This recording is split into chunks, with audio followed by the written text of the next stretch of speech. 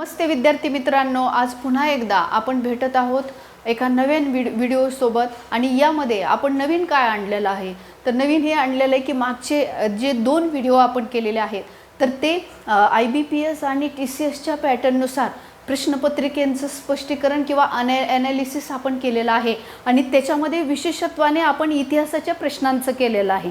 बरोबर आहे की नेमकं किती प्रश्न येतात, कोणत्या स्वरूपाचे विचारले जातात, त्याची डेप्थ किती असणार आहे आणि त्या पद्धतीचं आपण तिथे चर्चा केलेली आहे 2 व्हिडिओमध्ये। उपक्रमाचा तो पहिला टप्पा होता। आता दुसऱ्या टप्प्यामध्ये या उपक्रमाचे आपण काय करत आहोत तर आज आपण भारताचं संविधान आणि पंचायत राज व्यवस्था याच्यावरती किती प्रश्न विचारले गेलेले आहेत किंवा याची डेप्थ किती आहे या प्रश्नांची, याबद्दलची आज आपण चर्चा करणार आहोत, जेणेकरून आपल्याला आयडिया येईल की यांचं प्रश्न विचारण्याचं स्वरूप आणि प्रश्नांचं वेटेज त्या विषयाचं GS मधलं 25 पैकी किती आहे। बरोबर आहे। तर चला तर आपण याच्या संबंधीची चर्चा करूयात।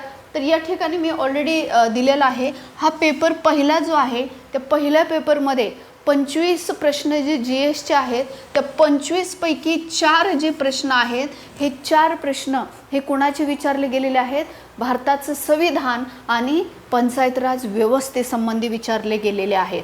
मग कोणते प्रश्न आहेत बघा, इथे 25 पैकी 4 प्रश्न दिसतात। दुसऱ्या पेपरमध्ये 25 पैकी परत 4 प्रश्नच विचारलेले आहेत।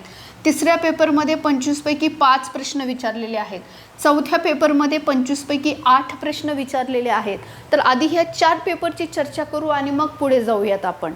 तर बघूयात की या पहिल्या पेपरमध्ये जे 4 प्रश्न विचारलेले आहेत ते नेमके कोणते आहेत। तर त्यातला पहिला प्रश्न त्यांनी विचारलेला आहे की संविधानातील मूलभूत हक्काशी संबंधित वगळलेले कलम कोणते। आपल्या सगळ्याला माहिती आहे कलम जे 31 आहे ते रद्द केलेलं आहे। बरोबर आहे। म्हणजे कलम 31 काय आहे, मालमत्तेचा अधिकार आहे, संपत्तीचा अधिकार आहे आणि तो अधिकार काय केलेला आहे, रद्द केलेला आहे। आणि हा अधिकार कलम 19 मध्ये जी स्वातंत्र्य दिलेली आहेत ती पहिली 7 स्वातंत्र्य होती। बरोबर आहे। पण आता सध्याला 6च आहेत। तर तिथून सुद्धा जे 7वं स्वातंत्र्य होतं संपत्तीचा जमवण्याचा साठवण्याचा अधिकार, तिथे सुद्धा तो रद्द केलेला आहे। 44व्या घटना दुरुस्तीनुसार हा जे काही अधिकार आहे तो रद्द करण्यात आलेला आहे। या ठिकाणी तुम्हाला तेच दिसतं उत्तर त्याचं। आणि नुसतं 31च नाही तर बऱ्यापैकी 19चं 7वं स्वातंत्र्य सुद्धा रद्द केलेलं आहे। अजून काय केलेलं आहे तर 32A सुद्धा रद्द केलेला आहे, जे व्यक्तीला घटनात्मक उपायांचा अधिकार किंवा थेट सुप्रीम कोर्टात फंडामेंटल राईट्ससाठी जाण्याचा अधिकार आहे। तर त्याच्या संबंधित सुद्धा काही तरतुदी होत्या ते 32A सुद्धा त्यांनी रद्द केलेला आहे। तर ज्यावेळेस आपण फंडामेंटल राईट्स बघू त्यावेळेस याची डिटेल आपण चर्चा करणार आहोत। पुढचा प्रश्न आहे की महाराष्ट्र विधानसभेची सदस्य संख्या, पुढे जाऊन त्यांनी विधान परिषदेची सुद्धा सदस्य संख्या विचारलेली आहे।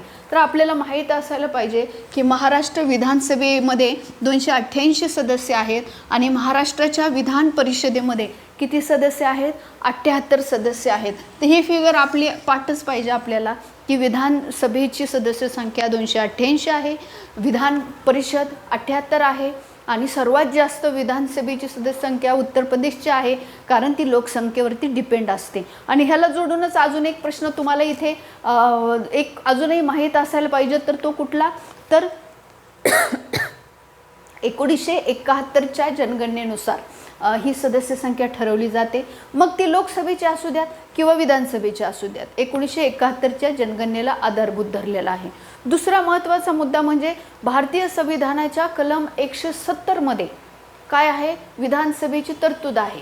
मग 168 विधानमंडळ आहे, त्यानंतर 169 विधान परिषद आहे, 170 विधानसभा आहे। हे आर्टिकल सुद्धा आपल्याला माहीत पाहिजेत, प्रश्न आर्टिकलवरती सुद्धा विचारला जाऊ शकतो। ओके, तर हा एक प्रश्न आहे। पुढचा तिसरा प्रश्न आहे पहिल्या पेपरमधला, वित्त आयोगामध्ये जास्तीत जास्त किती सदस्य असतात। आपल्या सगळ्याला माहिती आहे वित्त आयोग। आता पहिला तर प्रश्न याच्यावरती असणार आहे की आर्टिकल कोणता आहे, तर कलम 280 हे जे आर्टिकल आहे ते वित्त आयोगाचं आहे। दुसरा प्रश्न, वित्त आयोग कोण स्थापन करतं, राष्ट्रपती वित्त आयोग स्थापन करतात। त्याच्यामध्ये किती सदस्य असतात तर एक अध्यक्ष असतो आणि 4 सदस्य असतात। हे सुद्धा माहीत पाहिजे. चौथा प्रश्न तर वित्त आयोग काय काम करतं, तर वित्त आयोग काय करतं, केंद्र आणि राज्यामध्ये वित्ताची विभागणी करतं. ओके, तर एवढे सगळे प्रश्न त्याच्यावरती बनू शकतात. इथं त्यांनी काय दिलेलं आहे, ह्या प्रश्नातनं हिंट दिलेली आहे की तुम्ही इथे फोकस करा, आम्ही ह्याच्यातलं कुठलंही विचारू तुम्हाला. बरोबर आहे. नुसतं वित्त आयोगानं तर विविध जे आयोग आहेत तर त्याच्यावरती सुद्धा आपल्याला लक्ष केंद्रित करणं आपलं गरजेचं आहे. चौथा प्रश्न काय आहे बघूयात आपण. महाराष्ट्रामध्ये मंत्री परिषदेतील खात्याचे वितरण कोण करतं. आता खात्याचे वितरण कोण करेल मंत्री परिषदेमध्ये, तर मुख्यमंत्री करतात. खाते वाटपच मुख्यमंत्री करतात. मुख्यमंत्रीच्या सल्ल्यानेच ह्या सगळ्या गोष्टी होतात. बरोबर आहे, कारण ते वास्तव प्रमुख असतात, कमान असतात, जहाजेचे ते चालवणारे चालक असतात वगैरे वगैरे. जसं पंतप्रधानांचं स्थान आहे तसंच मुख्यमंत्र्यांचं स्टेटमध्ये स्थान आहे. ओके, हे 4 प्रश्न आपल्याला दिसतात की या पेपरमध्ये आलेले आहेत. दुसरा पेपर आपण डिस्कस करू की 25 पैकी पुन्हा एकदा 4 प्रश्न आपल्याला दिसतात. कोणते आहेत, विधानसभा निवडणूक लढवण्यासाठी वयाची मर्यादा किती असावी लागते.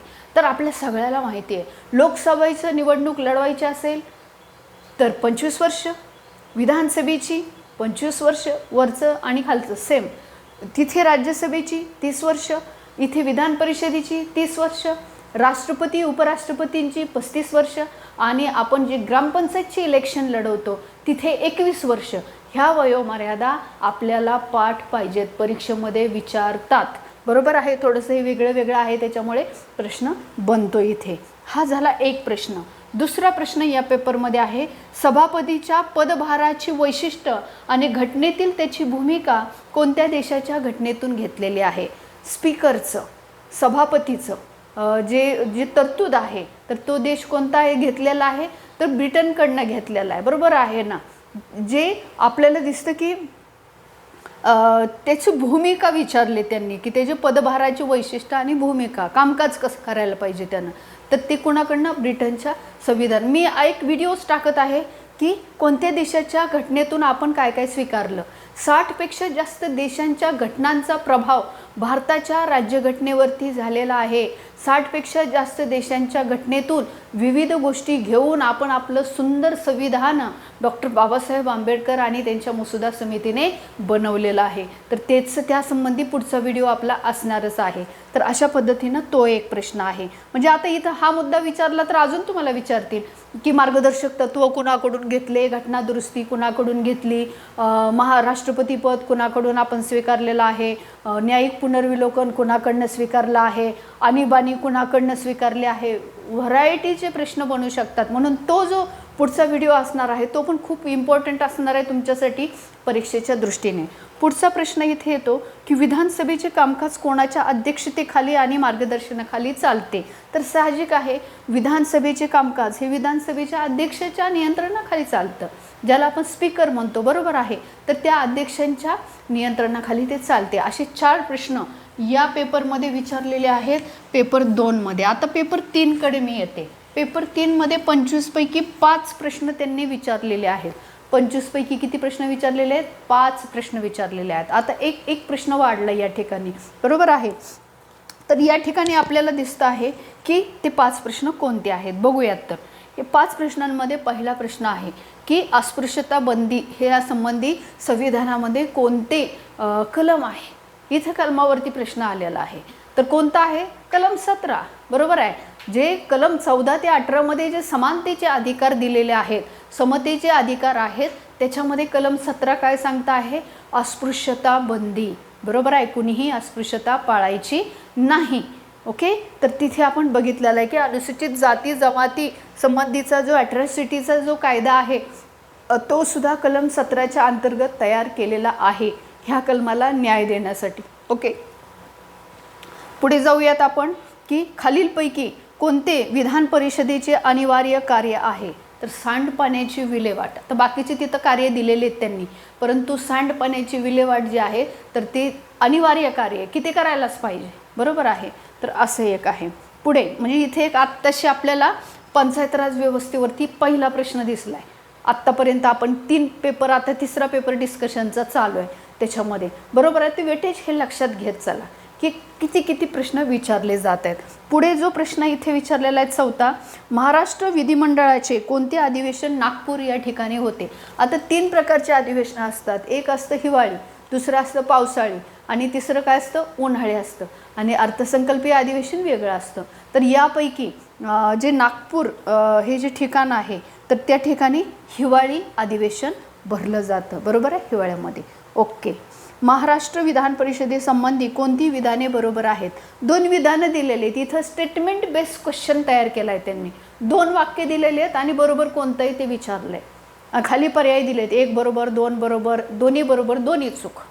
तर हे दोन्ही चूक आहेत. कसे चूक आहेत ते सांगते. पहिलं याच्यातलं वाक्य दिलेलं आहे की विधान परिषदेचे सदस्य दर 5 वर्षांनी नियुक्त होतात आणि नव्याने निवृत्त होतात आणि नव्याने नियुक्त केले जातात. 5 वर्षांनी नाही आहे. किती आहे, राज्यसभेचं आणि विधान परिषदेचं सुद्धा दर 2 वर्षांनी. बरोबर आहे, आपण हे अभ्यासलेलं आहे. आणि दुसरं स्टेटमेंट त्यांनी दिलेलं आहे याच्यामध्ये की विधान परिषदेचे अध्यक्षाच्या नियंत्रणाखाली कामकाज चालते. तर ह्याला सभापती असतो. जसा राज्यसभेला सभापती असतो तसंच विधान परिषदेला सुद्धा कोण असतो, सभापती असतो. इथे स्पीकर अध्यक्ष नसतो. अध्यक्ष कुठं असतो, विधानसभेला असतो आणि लोकसभेला असतो. हे लक्षात घ्यायचे. हे दोन्ही स्टेटमेंट चुकीचे आहेत. तर अशा पद्धतीनं हे तुम्हाला 5 प्रश्न या ठिकाणी दिसतात. पुढचा जो आहे हा 4था पेपर आहे आणि या 4थ्या पेपरमध्ये 25 पैकी 8 प्रश्न हे पॉलिटी आणि पंचायत राजवरती विचारलेले आहेत. 8 प्रश्न. आता संख्या आता वाढली या ठिकाणी, 8 झाली प्रश्नांची संख्या. लक्षात घ्या ही गोष्ट, ह्या छोट्या छोट्या गोष्टी लक्षात घेणं आपण गरजेचं आहे. मग आता ती जे 8 प्रश्न जे आहेत तर ते कोणते कोणते आहेत ते जर आपण बघूयात. याच्यामध्ये जो पहिला प्रश्न आहे तर तो आहे महाराष्ट्राच्या विधान परिषदेची सदस्य संख्या. आत्ताच मी सांगितलं 78 आहे. बरोबर आहे, 288 विधानसभेची आणि 78 कुणाची, विधान परिषदेची. पुढचा प्रश्न आहे की कोणत्या कलमानुसार, बरोबर आहे, की अटकेपासून संरक्षण आपल्याला मिळतं. बरोबर आहे, अटकेपासून संरक्षण म्हणजे कलम 20 आणि कलम 22 बऱ्यापैकी तेच सांगते की कोणत्याही व्यक्तीला आरोपाशिवाय आरोपी सिद्ध करता येणार नाही किंवा आरोप सिद्ध झाल्याशिवाय त्याच्यावरती पुढची कारवाई होत नाही, आरोपी म्हणू शकत नाही आपण. तिसरा मुद्दा म्हणजे 24 तासाच्या आत त्याला न्यायालयामध्ये हजर करणं अनिवार्य आहे. त्याच्यानंतर त्याचं अटकेपासून संरक्षण है ना, त्याला स्वतःची बाजू मांडण्याचा अधिकार. तर ह्या गोष्टी आपल्याला कलम 20 आणि कलम 22 मध्ये दिसतात, जे स्वातंत्र्याच्या अधिकाराच्या अंतर्गत येतं. तर इथं सुद्धा तेच कलम 22 संबंधी प्रश्न विचारलेला आहे, अटकेपासून संरक्षणाचा. ओके. पुढचा प्रश्न विचारलेला आहे त्यांनी की महाराष्ट्राची ऑफिशियल लँग्वेज कोणती आहे. तर ती कोणती आहे, मराठी आहे. आपल्या सगळ्याला माहिती आहे. राज्य सरकारच्या विविध विभागांमध्ये संघर्ष कोण सोडवतं. तर विविध विभागांमध्ये जर संघर्ष झाला तर कोण सोडवतं, तर मुख्यमंत्री तो संघर्ष सोडवत असतात. पुढे संविधानिक खालीलपैकी कोणती संस्था संविधानिक नाही म्हणजे घटनेमध्ये अंतर्भूत नाही. तर ती असे पर्याय दिलेले आहेत, मग ते वेगवेगळे आहेत. मग त्याच्यापैकी नीती आयोग जो असतो तर तो नीती आयोग हा संविधानिक नाही, लक्षात असू द्या. आणि या नीती आयोगाचे अध्यक्ष पंतप्रधान असतात. लक्षात घ्या ही गोष्ट, नीती आयोग हा संविधानिक नाही, त्याचे अध्यक्ष हे पंतप्रधान असतात. उर्वरित जे तिथे आयोग दिलेले आहेत पर्यायामध्ये तर ते संविधानिक दर्जा प्राप्त झालेले आयोग आहेत. ओके. पुढच्या प्रश्नाकडे येऊयात की फंडामेंटल ड्युटीज ज्याला आपण मूलभूत कर्तव्य म्हणतो तर ते घटनेमध्ये कोणत्या कलमानुसार अंतर्भूत केलेले आहेत. तर ते कोणतं कलम आहे, कलम 51A. आपल्या सगळ्याला माहिती आहे. बरोबर आहे, कलम 51A जे आहे तर ते काय सांगत आहे की मूलभूत कर्तव्य स्वर्णसिंग समितीच्या शिफारशीनुसार तर हे मूलभूत कर्तव्य जोडण्यात आलेले आहेत. सध्याला 11 मूलभूत कर्तव्य आहेत. त्याच्यावरही प्रश्न विचारले जाणार आहेत आणि आपण त्याचे व्हिडिओ टाकणार आहोत. ओके. तर काही विचारू शकतील ह्याच्यावरती प्रश्न. ते आर्टिकल्स तर आपल्याला ते विचारतात. आत्ता 17 आणि 51 विचारले, 51A. तर आत्तापर्यंत तर 2-3 आर्टिकल त्यांनी विचारलेले आहेत.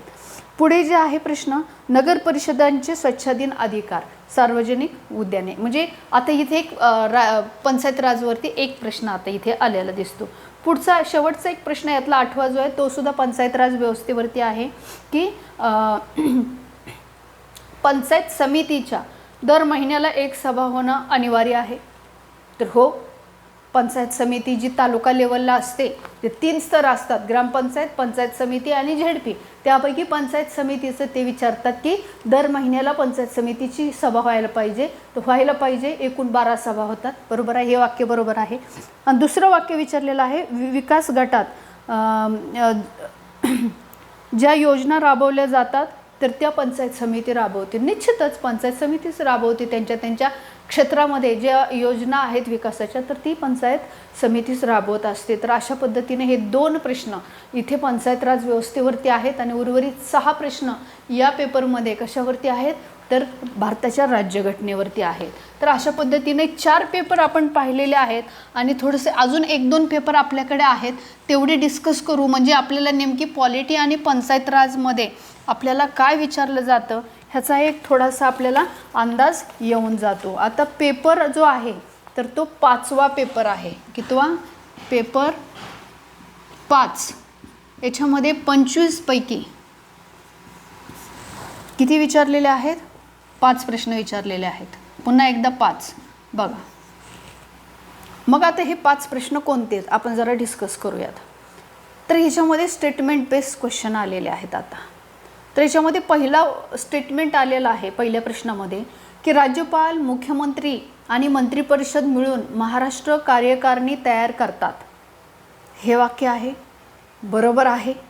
राज्यपाल, मुख्यमंत्री आणि त्यांचं मंत्रिपरिषद यांचं मिळून महाराष्ट्राची कार्यकारिणी तयार करत असतात. बरोबर आहे.